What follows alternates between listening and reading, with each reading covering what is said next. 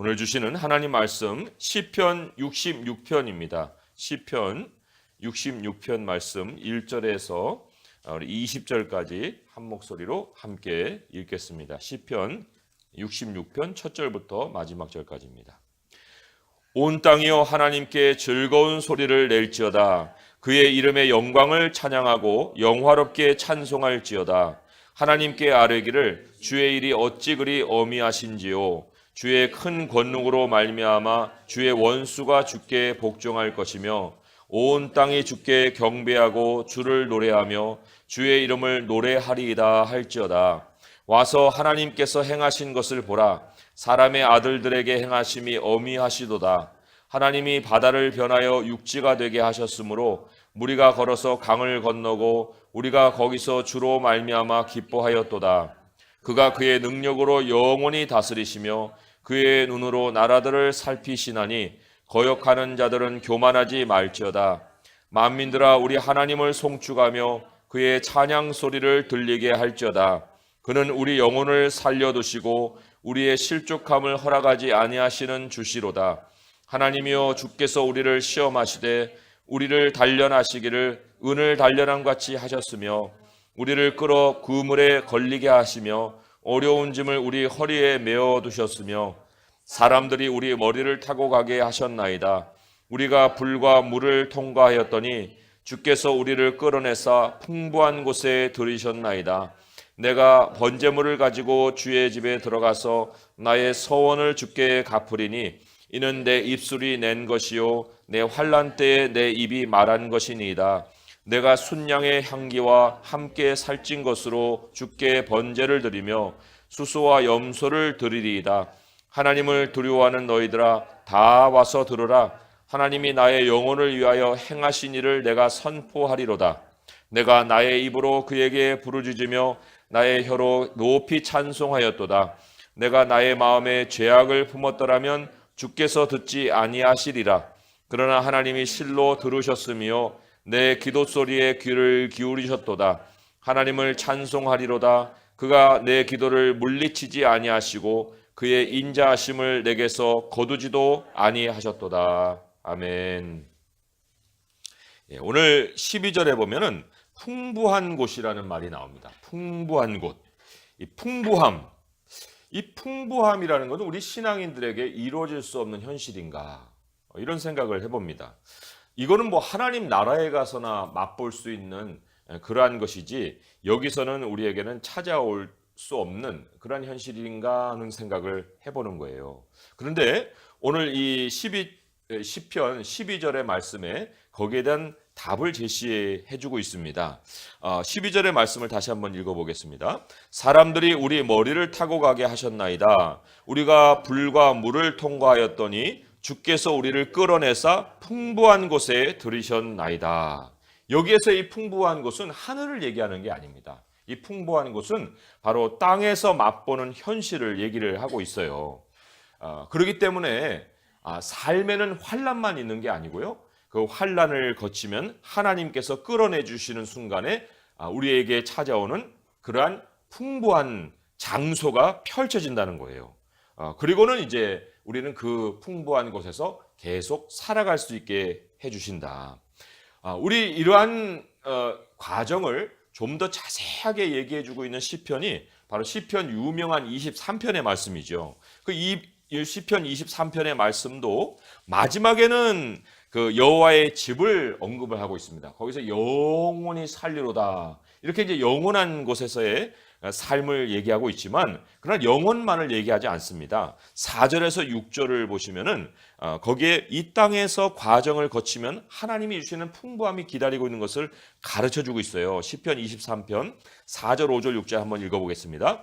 내가 사망의 음침한 골짜기로 다닐지라도 해를 두려워하지 않을 것은 주께서 나와 함께 하심이라. 주의 지팡이와 막대기가 나를 안위하시나이다. 주께서 내 원수의 목전에서 내게 상을 차려주시고 기름을 내 머리에 부으셨으니 내 잔이 넘치나이다. 내 평생의 선하심과 인자하심이 반드시 나를 따르리니 내가 여호와의 집에 영원히 살리로다. 여기 평생에 누리는 풍부함을 약속을 해주고 있습니다.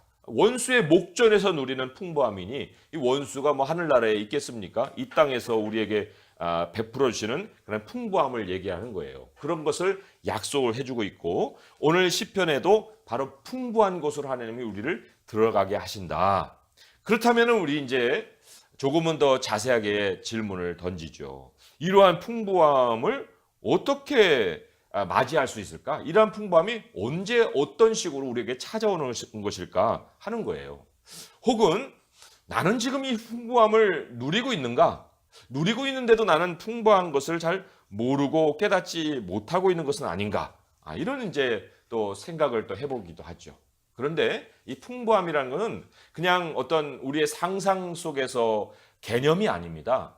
이거는 반드시 우리에게 너는 풍부한 것을 지금 누리고 있어 라고 확인할 수 있는 사인을 같이 동반한다는 거예요.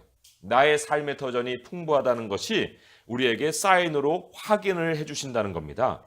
이 사인이 확인되지 않는데 우리가 그저 좀 넉넉하다, 나는 풍부하다 그러니까 뭐 사는데 별 문제가 없다, 이렇게만 생각하게 되면은 그 사는 터는 풍부한 곳이 아니고 언젠가는 환란이 닥칠지도 모르는 굉장히 불안한 곳인 거예요.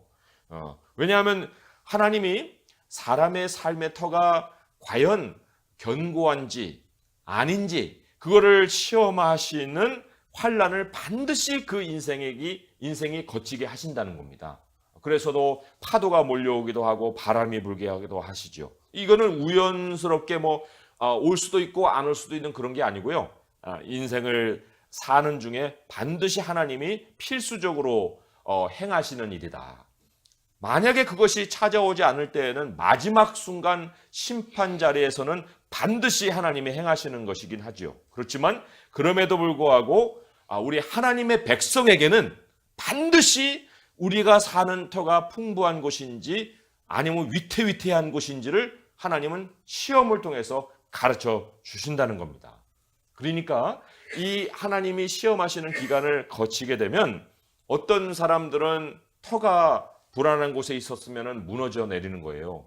또 어떤 사람은 준비가 안 되어서 아직 풍부한 곳을 맛보지 못한 사람들은 그러한 기간을 거쳐서 하나님이 예배해 놓으신 진짜 풍부한 곳으로 이제 이동해가는 그러한 열매가 있습니다.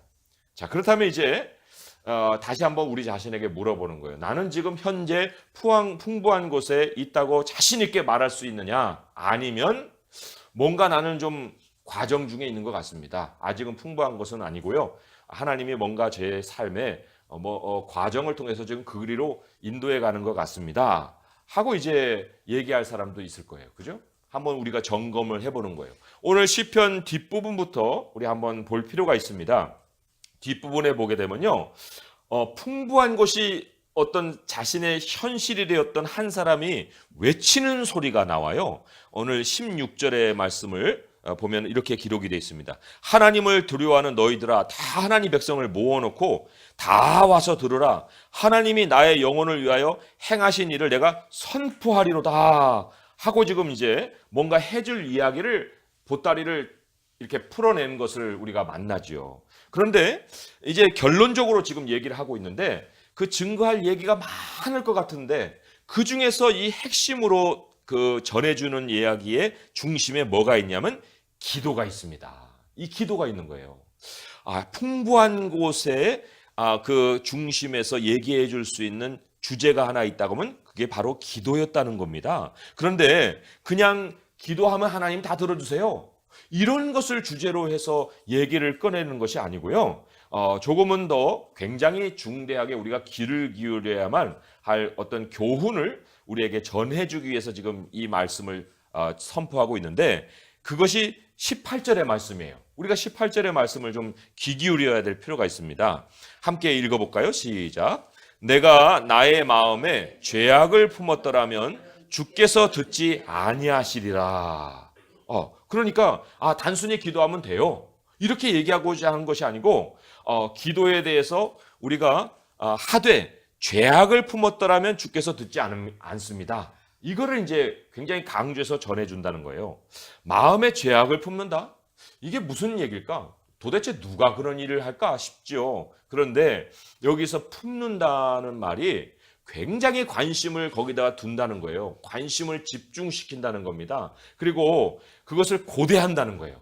그리고 또 죄악을 아예 소망으로 굉장히 바라보고 이루어지기를 아주 간절히 소망하는 이런 상황을 여기서 더 얘기를 하고 있거든요.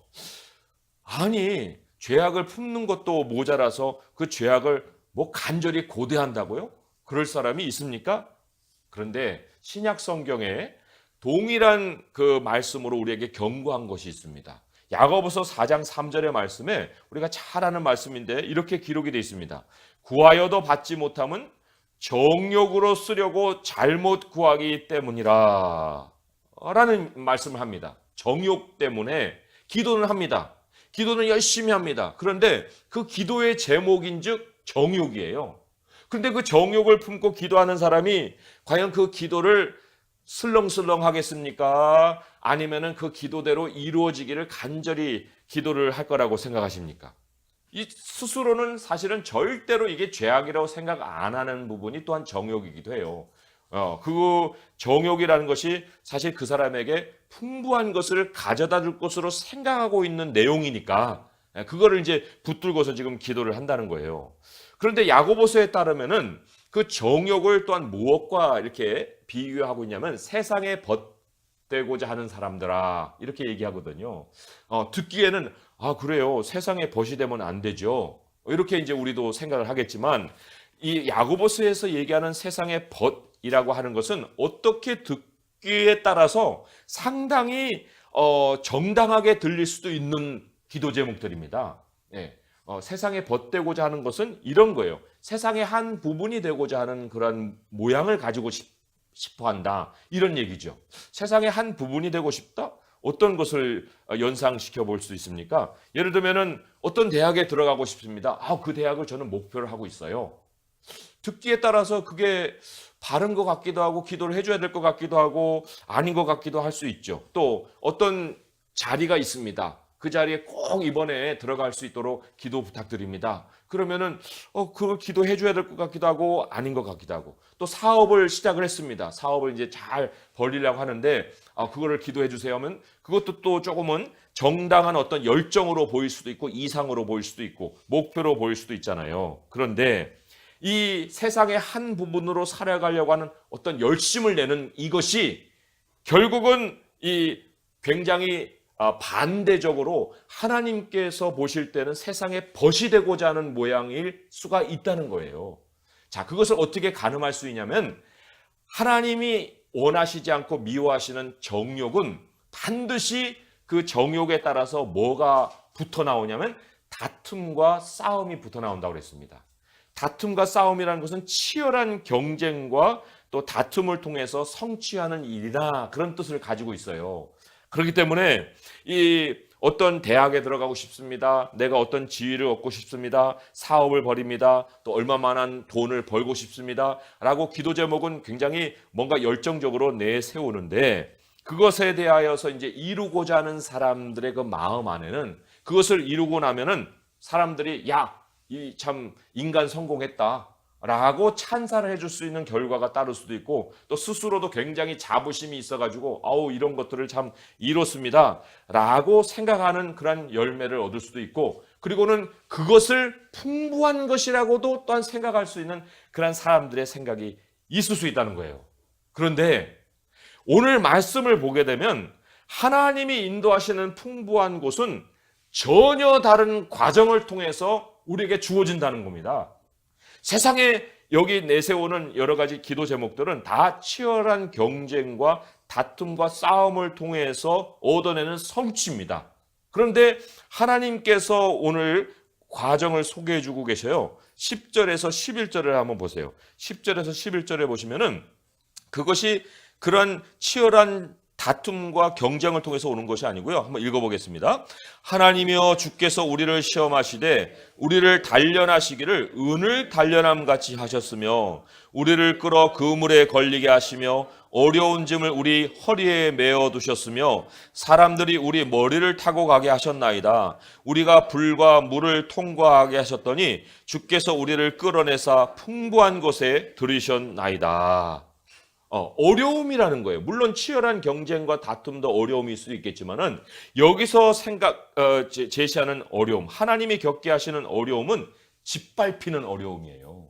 짓밟히는 어려움입니다. 특별히 여기 12절에 사람들이 우리를 머리를 타고 가게 하셨다. 이런 거예요. 그리고 그 어려움을 뚫고 나오는 그 방식도 어떤 경쟁을 뚫고 나오는 것이 아니고요. 하나님께서 끌어내 주셔야만 나올 수 있는 그런 상황입니다. 그러니까 다른 사람 물리치고 인간 승리했다는 이런 게 아니거든요. 그렇다고 할 때 또 여기에는 기적이 동반은 돼야 돼요.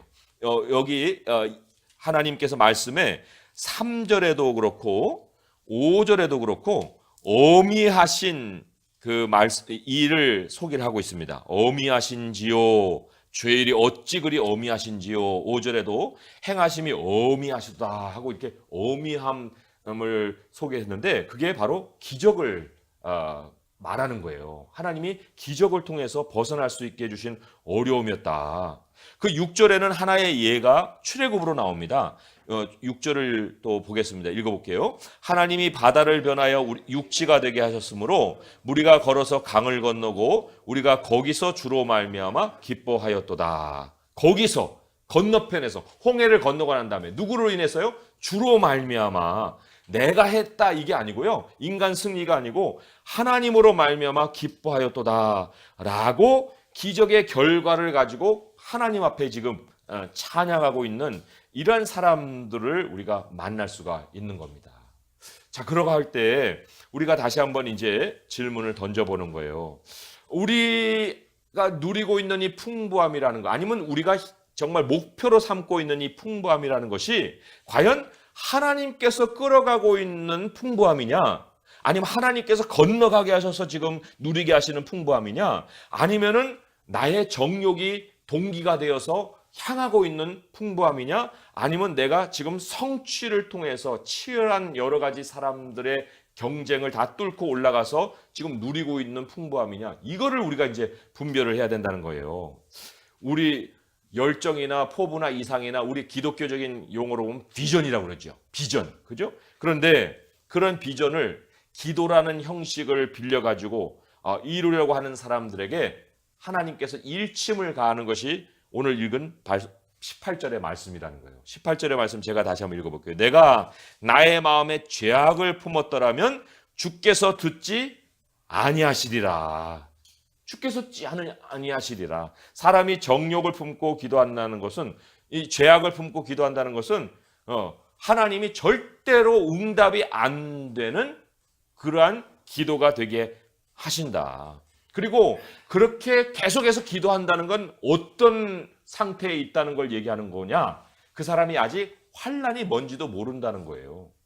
환난을 아직 경험하지 못했다는 거예요. 그렇기 때문에 여전까지도 정욕을 가지고 기도를 하고 있다는 겁니다.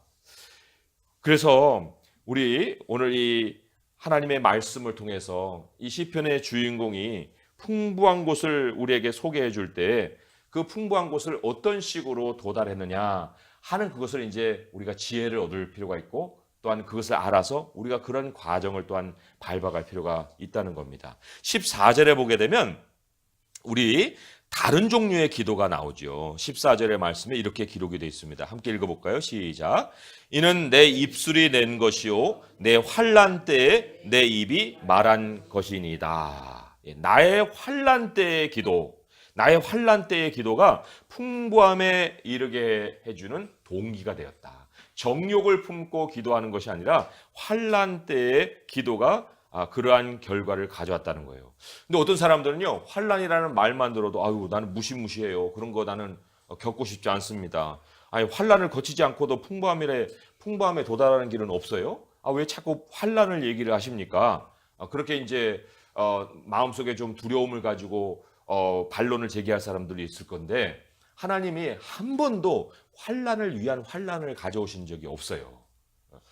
환란이 온다는 건 반드시 다른 목적이 있기 때문에 환란을 우리에게 허락을 하시는 거거든요. 10절의 말씀을 한번 보시면 왜 하나님이 환란을 허락하시느냐 하는 이유를 우리가 알 수가 있는데 10절 말씀 제가 읽어봅니다. 하나님이여 주께서 우리를 시험하시되 우리를 단련하시기를 은을 단련함 같이 하셨으며, 은을 단련한다는 건요, 은에는 찢기가 많이 끼어 있습니다. 그래서 그 정제 과정을 통해서 순은을 만드는 거예요.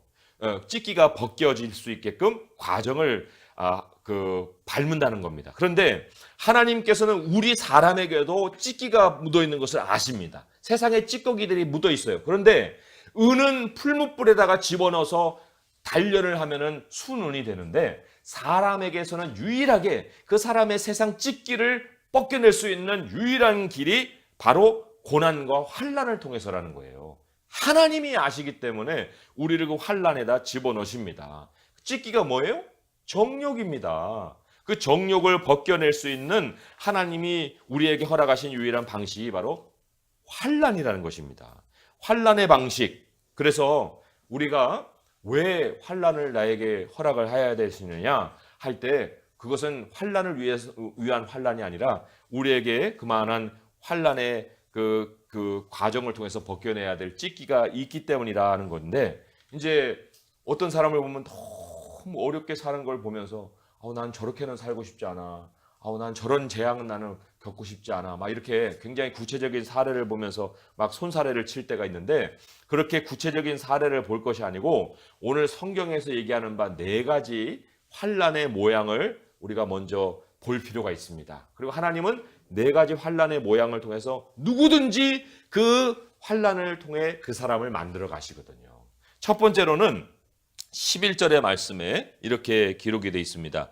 우리를 끌어 그물에 걸리게 하신다. 첫 번째 하나님이 가져오시는 환란의 상황에 딱 갇혀버리는 환란입니다. 뭐 옴싹달싹 못하는 상황이에요. 요셉과 같은 경우예요. 그죠? 여기에서 아주 분명한 것은 뭐냐면 해결책은 그 안에 없다는 거예요. 하나님이 빼내주지 않는 이상 거기에서는 계속 요셉 같은 경우는 13년 이상의 세월을 그냥 보낼 수밖에 없는 이런 환란입니다. 이게 굉장히 힘든 환란이에요. 그런데 하나님이 그러한 상황에서 왜 요셉을 가두어 두셨을까 할 때 그 요셉에게서 벗겨낼 만한 찢기가 있었다는 거죠. 그리고는 하나님이 단련하여서 하나님이 사용하고자 하시는 인물을 만드시고 풍부한 곳으로 끌어내려는 계획을 가지고 계셨기 때문에 갇힌 상황이었어도 그것은 하나님 보시기에는 굉장히 풍부함을 위한 예비된 상황이었고, 사람에게는 그것은 어려움으로밖에는 보이지 않는 그런 상황이었다는 거예요. 두 번째 환란의 종류는 11절 후반부에 어려운 짐을 우리 허리에 메어 두셨으며 라는 두 번째 종류의 환란이 있습니다. 이거는 아예 그냥 심신이 굉장히 무거워지는 환란입니다. 어떤 문제로 인해서 막 눌리는 환란이 중압감이에요. 예를 들면은 심리적으로는 막 우울증에 걸려요. 또 신체적으로는 무기력해집니다. 그리고는 심지어 병에 걸리는, 아주 중한 병에 걸리는 그러한 경우도 생각해 볼 수 있어요. 환경적으로는 너무 일이 많아가지고 막 주체를 못하는 이런 상황이에요. 막 어떤 먹여 살려야 되는 식구들도 많아요. 또 그동안에 막 빚져온 대출금도 너무나도 많아가지고 막 짓눌려버리는 거예요. 이런 거예요. 스스로 해결할 수 없는 거예요. 극도의 막 스트레스와 같은. 이게 누구의 경우냐면 야곱의 경우입니다. 야곱이 축복권을 따긴 했는데 그로 인해서 자기가 성취를 해야 되는데 성취를 못하고 이 아내 둘을 거르게 했는데 아내 둘로 인해서 아들들이 태어나게 했는데 그 많은 식구들이 그냥 짐스럽기만 한 거예요. 그 가족들을 끌고 달려니까 너무너무 고통스러운 이런 상황. 그 왜 그렇게 됐어요? 그게 바로 야곱에게 벗겨낼 찢기가 있었기 때문에 그 환란을 겪게 하신 거거든요. 그 원인은 다 거기에 있는 거예요. 세 번째 형태로는 12절 첫 번째, 사람들이 우리 머리를 타고 가게 하셨다. 이게 이제 상황으로 인해서 오는 환란이 아니라 사람의 멸시를 받습니다. 사람의 어떤 폭력에 노출이 됩니다. 이게 사람들에게 당하는 시달림이 또한 환란인 거예요. 모르드게와 같은 경우를 할 수 있습니다. 하만에게 막 모함을 당하고 이 유대 민족 전체가 이제는 그 죽음의 그 어떤 위협을 받게 되는 이런 상황을 얘기하는 거죠. 그 세상 방식으로 뭐 해결하자면 우리가 요즘은 인권이 얼마나 중요한데 이런 일을 당하고만 삽니까? 법정에서 투쟁을 하세요. 이럴 수도 있겠지만은 사람에게 당하는 굉장한 고통은요, 대부분은 제도를 통해서 오게 돼 있거든요. 그 조직을 통해서 오게 돼 있기 때문에 이게 뭐 인권을 가지고만 되는 것이 아니에요. 제도적인 폭력을 맞서야 될 때에는 엄청난 환란입니다. 이거는 사람이 스스로 해결해낼 수 없는 그런 상황이죠. 그럴 때 우리가 쉽게 꺼낼 수 있는 칼이 분노의 칼이거든요. 하나님이 특별히 사람을 통해서 그 환란을 겪게 할 때 우리에게서 뺏어가는 것이 있는데 그게 바로 분노의 칼입니다. 스스로의 공의를 휘둘리려고 하는 이 마음의 칼을 하나님이 뺏어 가버리시고 대신에 우리에게 기도의 무기를 주시죠. 하나님을 의지하여라. 너가 사람을 다룰 수 있는 것이 아니니라 하는 하나님의 그 교훈을 남기십니다. 또 네 번째 이제 마지막 패턴의 환란인데 이 12절 두 번째에 속해 있죠. 소개되어 있어요. 우리가 물과 불을 통과하였더니 이게 뭐냐면 산 넘어 산의 환란이에요. 산 넘어 산. 예, 다윗이 겪은 환란의 패턴을 알 수 있습니다. 뭐 피했는데 또 피해야 돼요. 피했는데 또 뭐 굴 속에 또 도망가야 되고 또 블레셋으로 도망가야 되고 뭐 한두 끝도 없는 사울에게 피했는데 이제는 자기 자식이 또 쫓아오는 이런 상황. 이 엎친 데 덮친 격이라는 어떤 경우를 우리가 생각을 해볼 수가 있는데 여기에 말씀에 뭐라고 소개가 됐냐면 불과 물을 통과하였더니라는 말씀이 있습니다. 그러니까 이 절박한 상황이 계속 겹치면 겹칠수록 뭐가 가까워져 있느냐면 응답이 가까워진다는 거예요. 왜? 통과해 가는 과정이니까 하나님이 그걸 그냥 거기에 머물게 하시려고 그 상황을 주신 것이 아니기 때문에 시험에는 반드시 끝이 있기 때문에 그 응답이 가까워진 것을 또한 우리가 산 넘어 산의 환란을 통해서 또 소망을 해볼 수가 있는데 사람의 눈이 어디 거기까지 봅니까? 예, 거기에서 자꾸 이제 쓰러지고 좌절하고 뭐 엄청난 그러한 괴로움 속에 쌓일 때가 많죠. 그런데 이러한 네 가지 환란을 겪으면서 우리에게 일어나는 큰 변화가 있습니다. 그 변화가 뭐냐면 기도가 변한다는 거예요. 기도가. 하나님의 사람이 환란 전의 모습으로는 절대로 돌아가지 않습니다.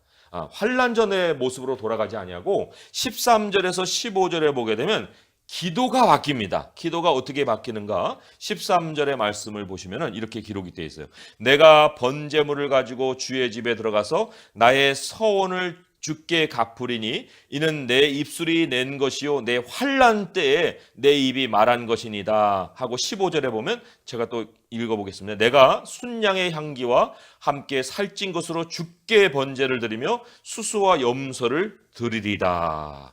여기에 공통으로 나오는 것이 주께 갚으리이다. 또 주께 번제를 드리며 하는 하나님을 향한 그 마음을 우리가 여기서 볼 수가 있습니다. 환란으로 인해서 바뀌어진 우리의 태도가 있다면 세상을 향하던 우리의 심정이 하나님께로 변화되는 거예요. 하나님을 위해서 하나님께 내가 이제는 나의 모든 주권을 하나님께 드리리다. 우리 하나님을 위해서 살겠습니다. 이게 환란이 남기는 기도입니다. 여기에 바로 하나님이 우리를 환란 속에 넣으시는 목적이 있는 거예요. 이 기도가 남기는 열매가 이제는 더 이상 아무것도 우리 손에 쥘 수 없는 것을 정말 손에 쥐려고 하던 것이 이제 하나님께 모든 형편을 드려서 하나님이 인도해 주세요 하는 그러한 기도로 바꾸게 해주는 거예요. 이 풍부함이라는 것은요, 그래서 부자가 돼서 느끼는 것이 아니고요, 또 부자가 되어서 우리가 처해 살아가는 환경이 아닙니다. 풍부한 곳이라는 것은 이 하나님이 우리에게 뭔가를 깨달아 주심으로 인해서 우리에게 찾아오는 현실인데, 누가복음 말씀에 예수님이 이런 말씀을 남긴 것이 있어요. 누가복음 12장 20에서 21절에 제가 찾아서 읽어보겠습니다. 하나님은 이르시되 어리석은 자여 오늘 밤에 내 영혼을 도로 찾으리니 그러면 내 준비한 것이 누구의 것이 되겠느냐 하셨으니 자기를 위하여 재물을 쌓아두고 하나님께 대하여 부여하지 못한 자가 이와 같으니라. 이렇게 얘기하고 있습니다. 하나님께 대하여 부여하지 못한 자가 이와 같으니라. 풍부한 곳은요, 하나님이 이렇게 들어가게 하시는 이 풍부한 곳은 그 모든 곳에 하나님이 소유주가 되시는 곳이에요.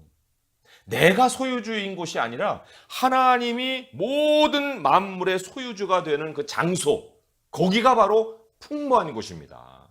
환난을 거쳐 찢기가 벗겨진 사람이 받는 삶의 장소가 바로 하나님이 주관해 가시는 그 장소입니다. 여기 지금 건너가서 이스라엘 백성들이 본 게 뭐예요?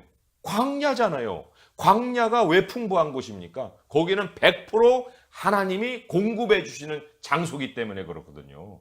하나님께서 전적으로 주권자가 돼서 인도해 가시는 장소이기 때문에 풍부한 곳이거든요. 우리의 것이 모두 하나님의 것이 되는 곳이 바로 풍부한 곳이거든요. 그래서 내가 정말 풍부한 곳에 있느냐 아니면 여전히 정욕을 따라가느냐 할 때 거기에는 반드시 우리의 주권이 역사하고 있느냐 하나님이 전적으로 모든 걸 책임지고 가고 있느냐 그것이 확인될 수가 있는 거예요. 오늘 말씀 마지막 절에 이런 말씀이 기록이 되어 있잖아요. 20절의 말씀 한번 같이 읽어보겠습니다. 시작. 하나님을 찬송하리로다. 그가 내 기도를 물리치지 아니하시고 그의 인자하심을 내게서 거두지도 아니하셨도다. 풍부한 곳에는요 끊임없는 기도가 있고 끊임없는 하나님의 인자하심이 있습니다. 하나님의 인자하심을 거두지 아니하신다 하시거든요. 하나님의 공급이 계속해서 흘러나오는 것이 바로 풍부한 곳이에요. 만약에 지금도 나는 겨우겨우 살아요. 겨우겨우 살아요. 뭐 하나님의 풍부하심이 어디 있어요? 그렇게 생각한다고 하면은 아직도 우리가 하나님의 시험을 거치고 있는 과정 중이라 그렇게 생각할 수가 있어요.